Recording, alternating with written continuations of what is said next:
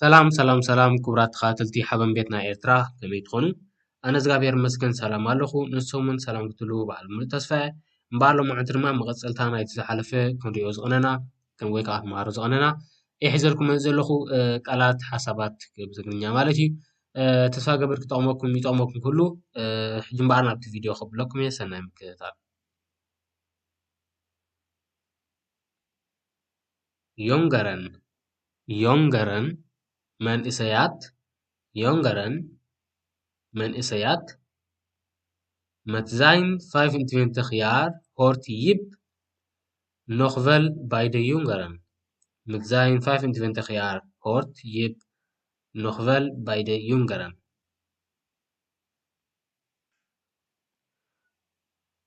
ወዲ 25 ዓመት ይብ ገና ሓደ ካብቶም መንእሰያት እዩ ንብላልና ማለት እዩ። ወዲ 25 ዓመት ይብ ገና ገለ ሓደ ካብቶም መንእሰያት እዩ ንብላልና ማለት እዩ። Met zijn 25 jaar hoort Jip nog wel bij de jongeren.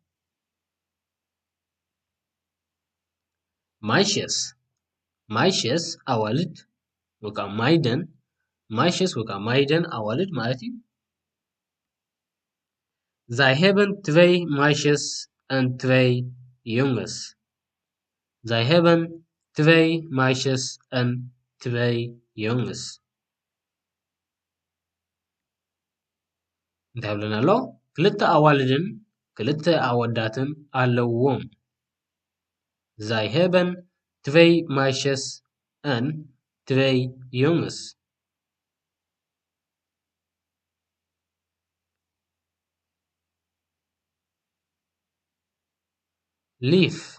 ሊፍ ጽብቕቲ ወይ ከዓኒ ሓላል ማለት እዩ። ሓላል ወይ ከዓ ጽብቕቲ ማለት እዩ። Wat een lief huisje. Wat een lief huisje.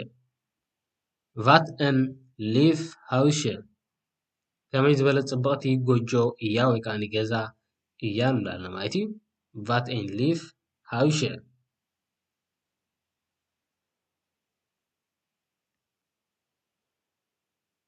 Baby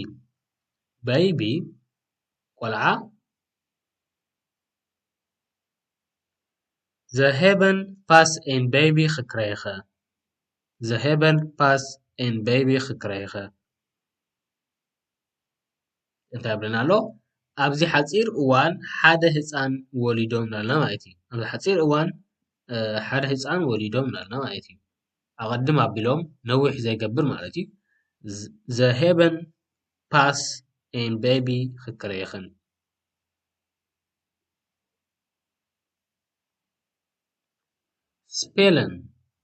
spelen ምጽዋት ማለት እዩ። spelen ምጽዋት Football is een spel. Football is een spel. እንታይ ብለና ኣሎ? ኩዕሾ እግሪ ሓደ ጸወታ እዩ ማለት እዩ። spelen Football is een spel. ኩዕሾ እግሪ ሓደ ጸወታ እዩ። Football is een spel.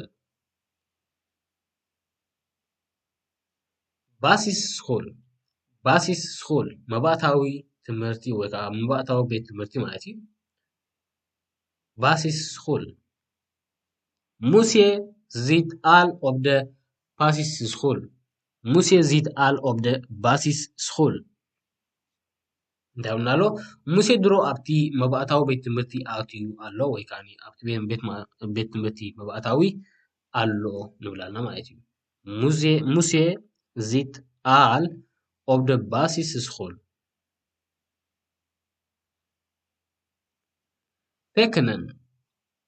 tekenen ምስኣል tekenen ምስኣል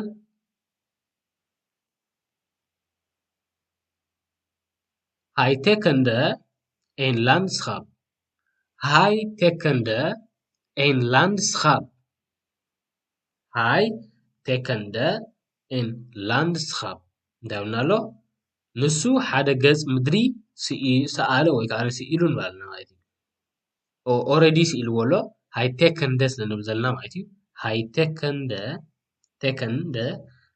ናይ ሕሉፍ ኢና ንዛረብ ዘለና ማለት እዩ። Hij tekende een landschap. Ja? ንሱ ሓደ ገጽ ምድሪ ሰኣለ ማለት እዩ ምብላና ማለት እዩ። schrijven ምጽሓፍ ማለት እዩ። ik schrijf het woord op. ik schrijf het woord op. ik schrijf het woord op እንታይ ማለት እዩ? ኣነ ነቲ ቃል ይጽሕፎ ማለት እዩ። ኣነ ነቲ ቃል ይጽሕፎ schrijven. ik schrijf het woord op. ኣነ ነቲ ቃል ይጽሕፎ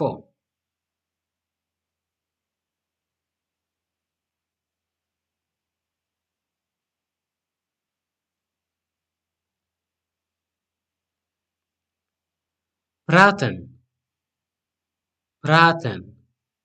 ምዝራብ ማለት እዩ። praten ምዝራብ Samuel is 1 jaar en hij kan nog niet praten. Samuel is 1 jaar en hij kan nog niet praten. Nog niet praten. Hij kan nog niet praten. እንታይ ብለና ኣሎ? ሳሙኤል ወዲ 1 ዓመት እዩ ገና ክዛረብ ድማ ኣይክእልን እዩ ንብላልና ማለት እዩ። ወይ ከዓ ክዛረብ ኣይጀመረን። ሳሙኤል is 1 jaar en hij kan nog niet praten. ሳሙኤል ወዲ 1 ዓመት ስለ ዝኾነ ገና ክዛረብ ኣይክእልን እዩ ንብላልና ማለት እዩ። ሳሙኤል is 1 jaar en hij kan nog niet praten. Het alfabet ፊደል Het Nederlandse alfabet heeft 26 letters. Het Nederlandse alfabet heeft 26 letters. ታብናሎ ፊደላት ኔዘርላንድስ 26 ቃላት ወይ ከዓ ፊደላት ኣለዎን ብላልና ማለት እዩ። ፊደላት ናይ ኔዘርላንድስ 26 ፊደላት ኣለዎ ንብላልና ማለት እዩ። Het alfabet, het Nederlandse alfabet heeft 26 letters.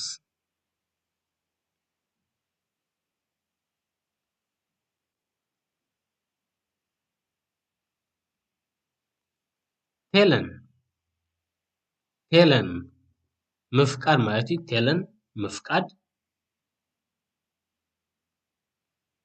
the telde tot 100 the telde tot 100 the telde tot 100 እንደምናሎ ክሳዕ ሚእቲ ድማ ቆፀረት ብለናሎ ወይ ከዓ ንሳ ክሳብ ሚእቲ ቆፂራ ንብለና ማለት እዩ። the telde tot 100 ናይ ሕሉፍ ማለት እዩ። ቆፂራ እዩ ማለት እዩ። ቆፂራ ኦልሬዲ ማለት እዩ። ቴልደ ስለ ዝብለና ዘሎ ናይ ሕሉፍ ኢና ንዛረብ ዘለና። the telde tot 100 ንሕና ናይ ህሉ ነይሩ ዝኸውን ዝተልት het tot 100 ንብል ማለት እዩ። ንሳ ክሳብ ሚእቲ ትቆፅር ንብል ማለት እዩ። ሕጂ ግን ዘተልደ tot 100 ዝብለና ኣሎ ክሳብ ሚእቲ ንሳ ክሳብ ሚእቲ ቆፂራ ወይ ቆፀረት ንብለና ኣሎ ማለት እዩ። ኦፕቴለን ምድማር ማለት እዩ። ኦፕቴለን ማለት ምድማር እዩ። ምድማር ቴለን ምፍቃድ ኣብዚ ክንብሎ ፀኒሕና ኦብ ብቅድሚኣ ኦብ ወሲካ ድማ ብድሕሪኣ ኦብ ፅሒፍካ ድማ ኦፕቴለን ምድማር ትኾን ማለት እዩ። ኦፕቴለን kun je geen 2 en 2 optellen? kun je geen 2 en 2 optellen? ይብልና ኣሎ ክልተ ተደምሮ ክልተ ኣይትፈልጦን ኢኻ ወይ ደሚርካ ትኽእሎ ዶ ወይ ኣይትኽእሎን ዲኻ ንብላልና ማለት እዩ። kun je geen 2 en 2 optellen? optellen ምድማር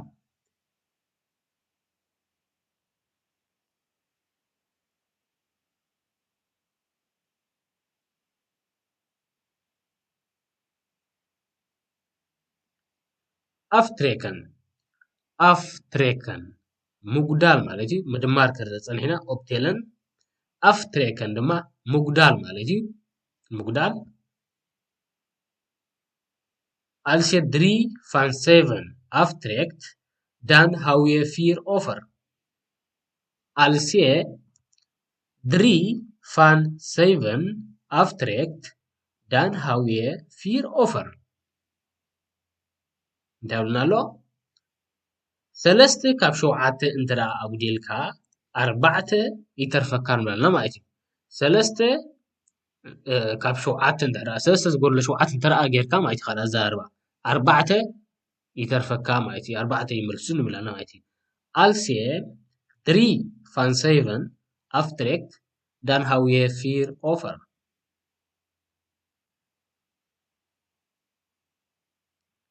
Gratis, gratis, gratis. ናፃ ማለት እዩ ብናፃ ዝዋሃብ ብናፃ ማለት እዩ ብዘይ ክፍሊት ናፃ Je krijgt vandaag de derde bos bloemen gratis. Je krijgt vandaag de derde bos bloemen gratis. ደብልና ኣሎ ሎሚ እቲ ሳልሳይ ዕምባባታት ብናፃ ኢኻ ክትረኽቦ ወይ ብናፃ ክንበካ ኢና ትብል ኣለኻ ማለት እዩ Je krijgt vandaag de derde bos bloemen gratis. Gratis. ናፃ ማለት እዩ